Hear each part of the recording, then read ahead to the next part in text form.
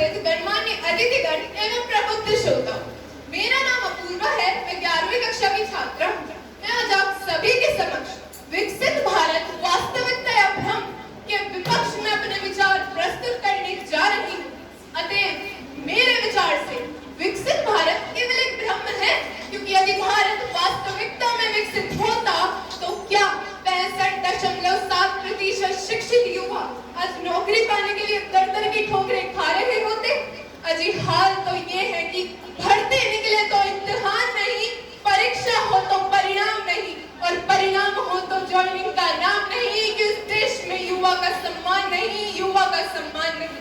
महोदय, सन 2022 के आंकड़ों के अनुसार महिलाओं के साथ होने वाला अपराध दर बढ़कर 66.6% हो गया है। अगर नेताओं का भाषण देने से पेट भर गया हो तो थोड़ा बेटियों की ओर भी ध्यान दे दे, क्योंकि सिर्फ बेटी बचाओ बोलने से कुछ नहीं होगा। बेटी को बचाना पड़ेगा महोदय, बेटी को बचाना पड़ेगा। मुझे बड़ा दुख होता है कि हमारे देश में हाथ लगाओगे तो डर जाएगी, बाहर निकालोगे तो मर जाएगी, ये कविता आज मछलियों से बेटियों तक चली गई है। महोदय, बड़े आश्चर्य की बात है कि जिस देश ने पूरी दुनिया को तक्षशिला और नालंदा देकर पूरे विश्व में शिक्षा की बुनियाद रखी, आज विश्व के 100 सर्वश्रेष्ठ विश्वविद्यालयों में उस देश का एक भी विश्वविद्यालय खड़ा नहीं उतरता।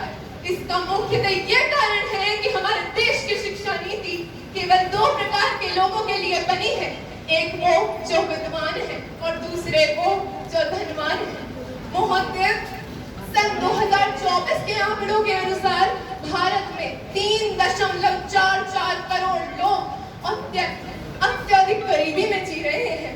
बाल श्रम को आप सभी के सामने कुछ पंक्तियों के माध्यम से बयां करना चाहूंगी कि उन नन्हे पैरों में पड़े छाले देखती हूँ, उन नन्हे पैरों में पड़े छाले देखती हूँ, मिट्टी कोयले से हुए हाथ काले देखती हूँ। रात में रोटी पके घर पर इसलिए मरते हैं जो रोज, फिर भी उनकी थाली में किसी कोने में रखे केवल 2 निवाले देखती हूँ, केवल 2 निवाले देखती हूँ।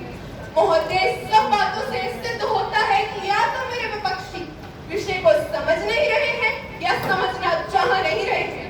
अजी सही बात तो ये है कि किस मुद्दे पर बात करूं? अत्याचार, भ्रष्टाचार, बाल मजदूरी, युवाओं की मजदूरी, शिक्षा की समस्या या स्वास्थ्य की कमी? हकीकत से नजरें चुराए हैं, हकीकत से नजरें चुराए हैं। ये कितने बेनकाब चेहरे हैं जो मुंह को छिपाए हैं।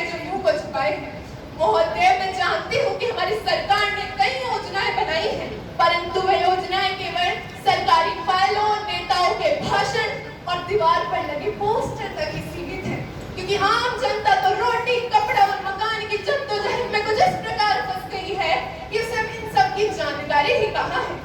अब अंत में अपनी वाणी को विराम देते हुए बस इतना ही कहना चाहूंगी